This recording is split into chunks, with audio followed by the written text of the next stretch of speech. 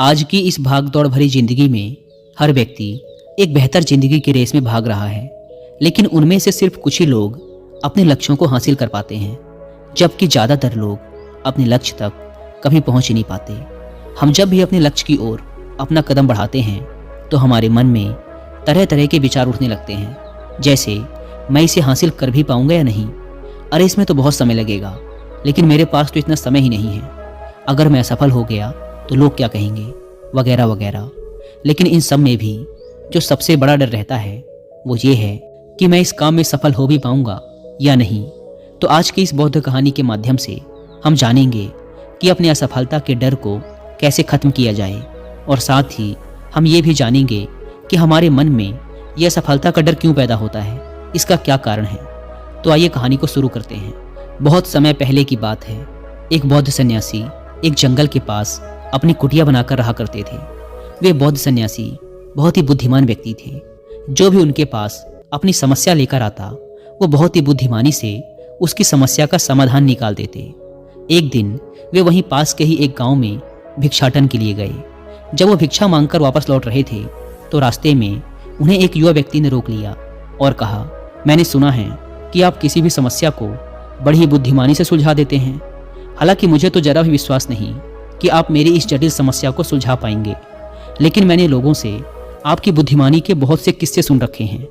इसीलिए मैं आपसे एक बात जानना चाहता हूँ कि हमें किसी भी काम में असफलता की घबराहट क्यों होती है, और हम अपने किसी भी लक्ष्य को असफलता की घबराहट के बिना कैसे प्राप्त कर सकते हैं। युवा व्यक्ति का यह प्रश्न सुन बौद्ध सन्यासी मुस्कुराए और बोले, मैं तुम्हारे इस प्रश्न का उत्तर जरूर दूंगा, और उसके बाद से तुम्हारी सारी घबराहट भी खत्म हो जाएगी, लेकिन उससे पहले तुम्हें मेरे साथ मेरी कुटिया तक चलना होगा। वह युवा लड़का उस सन्यासी की बुद्धिमत्ता को परखना चाहता था, इसीलिए वह कुटिया तक जाने के लिए तैयार हो गया। इसके बाद वह बौद्ध सन्यासी उस लड़के को अपनी जंगल के पास बनी कुटिया में ले आए, लेकिन तब तक शाम हो चुकी थी, इसीलिए वो भोजन करके सो गए। अगले दिन जब वो उठे तो बौद्ध सन्यासी ने उस लड़के से कहा, चलो आज मैं तुम्हें जंगल की सैर करा के लाता हूँ, और वो दोनों जंगल की तरफ निकल पड़े। कुछ देर बाद बौद्ध सन्यासी ने उस लड़के को एक गुफा दिखाई और कहा, चलो मैं तुम्हें उस गुफा की सैर कराता हूँ।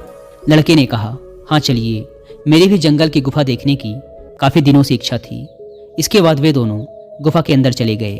गुफा के अंदर काफ़ी अंधेरा था, लेकिन थोड़ी देर बाद बौद्ध सन्यासी चुपके से गुफा से बाहर निकल आए और उस गुफा के द्वार को बाहर से बंद कर दिया। उस लड़के ने गुफा के भीतर से बहुत आवाज़ दी कि मुनिवर, कहाँ हैं आप, कहाँ चले गए, मुझे जवाब क्यों नहीं दे रहे। लेकिन बहुत देर तक कोई जवाब ना मिलने के बाद वह घबरा गया और घबरा कर गुफा के द्वार की तरफ भागा। जैसे ही वह गुफा की प्रवेश द्वार पर पहुंचा, वह हैरान रह गया कि यह क्या, यहाँ तो किसी ने गुफा के द्वार को बाहर से बंद कर दिया है, अब मैं बाहर कैसे निकलूंगा। अब वह अकेले अकेले उस अंधेरी गुफा में काफ़ी भयभीत और परेशान हो गया। वह सोचने लगा कि कहीं उस सन्यासी ने मुझे मारने की योजना तो नहीं बनाई थी। अब वह गुफा में इधर उधर घूमकर बाहर निकलने का रास्ता ढूंढने लगा। वह गुफा में काफ़ी देर तक इधर उधर भटकता रहा, लेकिन उसे बाहर निकलने का कोई रास्ता नहीं मिला। अब उसे जोरों की प्यास और भूख भी लग रही थी, इसीलिए वह शांत होकर एक जगह बैठ गया।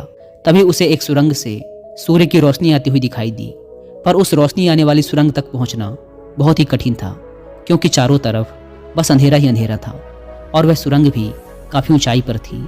पर फिर भी वह तुरंत उठा और अपनी सारी भूख प्यास को भूलकर अपना सारा ध्यान उस गुफा से बाहर निकलने पर लगा दिया। काफ़ी मेहनत और प्रयास करने के बाद वह उस सूर्य की रोशनी आने वाली सुरंग तक पहुंच गया और कुछ दूर तक उस सुरंग में ही ऊपर चढ़ता गया। तभी अचानक उसे वह सन्यासी हाथ आगे बढ़ाता हुआ दिखाई दिया। वह लड़का झट से उस सन्यासी का हाथ पकड़कर बाहर आ गया, और बाहर निकलते ही उस सन्यासी को गुस्से से चिल्लाकर कहा, मुनिवर, आप पागल हो गए हैं, आप मुझे इस अंधेरी गुफा में अकेले छोड़कर आ गए। आपको पता है मैं कितना भयभीत हो गया था और मुझे कितनी जोरों की प्यास लगी है।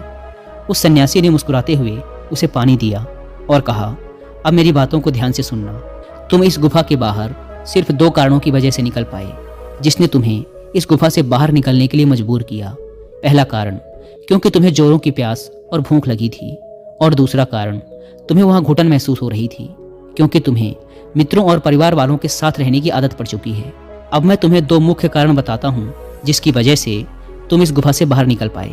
पहला कारण, क्योंकि तुम्हारे साथ वहाँ ये कहने के लिए लोग नहीं थे कि इतने अंधेरे में इतनी ऊंचाई पर तुम उस सुरंग तक कैसे पहुंच पाओगे, ये तो असंभव है।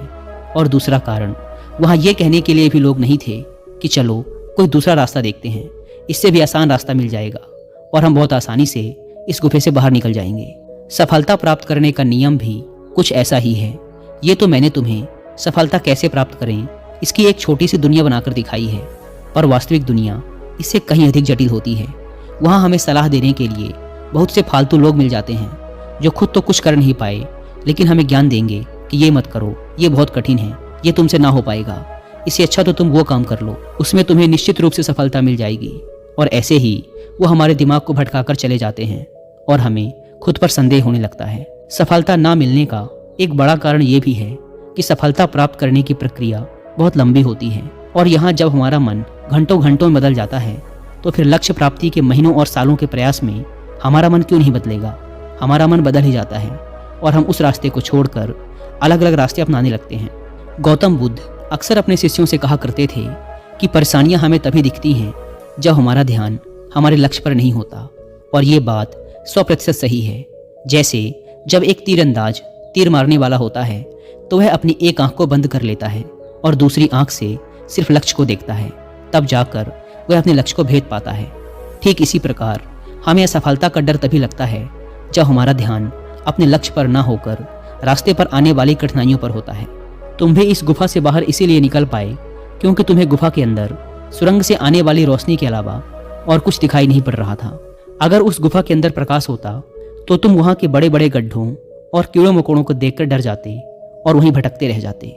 इसीलिए अपना सारा ध्यान केवल अपने लक्ष्य पर टिकाए रखो और आसपास क्या हो रहा है, लोग क्या बोल रहे हैं, उस पर ध्यान देना बंद कर दो।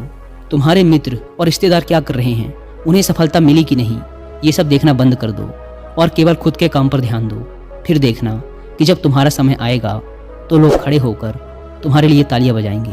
और इतना कहकर वो बौद्ध सन्यासी मौन हो गए। उस युवा लड़के ने कहा, मुनिवर, आपने तो आज मेरी आंखें ही खोल दी। आपकी कही हर एक बात में मुझे बुद्धिमानी नजर आई। आप सच में बहुत बुद्धिमान हैं, इसीलिए सभी आपकी बुद्धिमानी का लोहा मानते हैं। मैं आपको वचन देता हूँ कि आज से मेरे मन को कभी भी असफलता का भय नहीं सताएगा। मैं अपना पूरा ध्यान सिर्फ अपने काम पर लगाऊंगा और जल्दी ही एक सफल व्यक्ति बनकर दिखाऊंगा। इतना कहकर उस लड़के ने बौद्ध सन्यासी का धन्यवाद किया और वापस अपने गांव चला गया। दोस्तों, आशा है कि आप इस कहानी की सीख को समझ गए होंगे। धन्यवाद।